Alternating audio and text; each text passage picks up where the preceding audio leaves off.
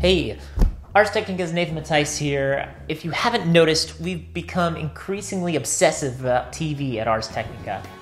Let's talk about the most recently finished season of Better Call Saul. Okay, spoilers to follow. So far on Better Call Saul, where Mike Ehrmantraut finds this little remote-controlled device attached to the inside of his gas cap. It turns out it's some type of GPS tracker, and Mike suddenly has to turn the tables on whoever's watching him and figure out just who they are. This GPS device absolutely looks real, but you're not going to find it anywhere. That's because the special effects and props teams for Better Call Saul custom-made one to perfectly fit creator Vince Gilligan's vision.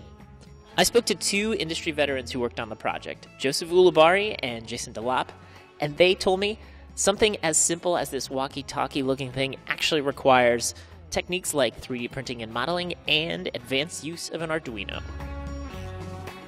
Did a lot of computer stuff, coding, TRS-80s, and several languages now. There's a new one that seems to pop up every year, which kind of got me into the Arduino world. That's where Arduino started to shine, is when I'd have to start to make a board with all of the components and meter everything out and do all of the math. Now I can just program. I want that LED to go half as bright as it was before. It's really been a game changer for what we do for the gags now, like writing apps and Bluetoothing stuff to happen on cue instead of using playback. We can do that all in-house now.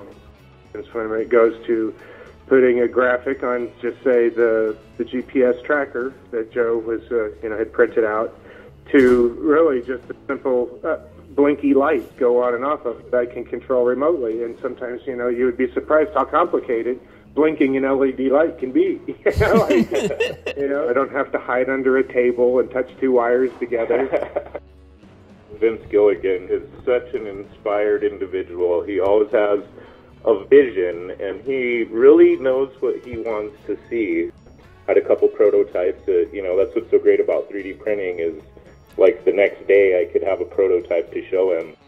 With the GPS, where it's actually a remote frequency tracker, he had, I guess, like a specific design in mind, and we had one that was similar, but it wasn't quite what we wanted, so we used that as a base and modified it from there and figured out what components we need with the Arduino, what battery we're going to use, what screen we're going to use, and then started putting all the components together like that.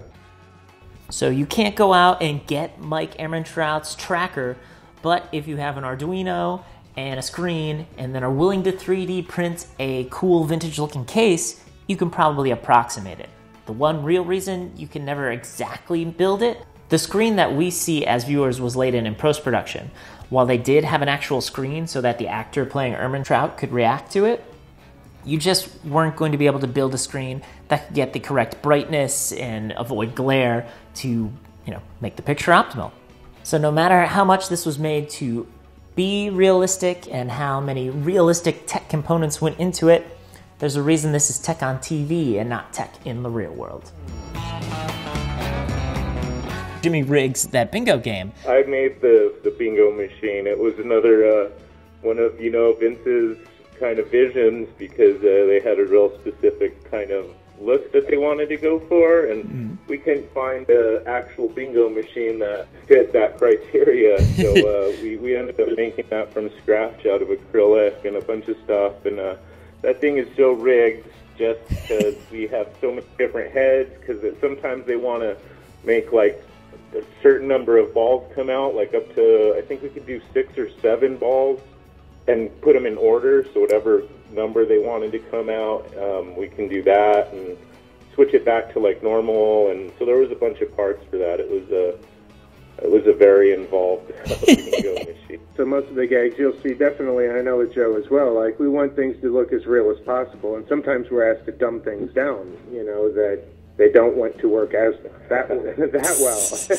There was for an example, the meth lab in Breaking Bad, there were components that had to be removed because the DEA wouldn't allow a complete operating lab. I do my research. I'm sure I look like a terrorist on the internet from all of the stuff I have to Google. Was anything drawing power from Chuck's house, and what was it? We can't story really salad talk part. about that, yeah. I figured that might be a no comment, but I had to ask. It was on my mind.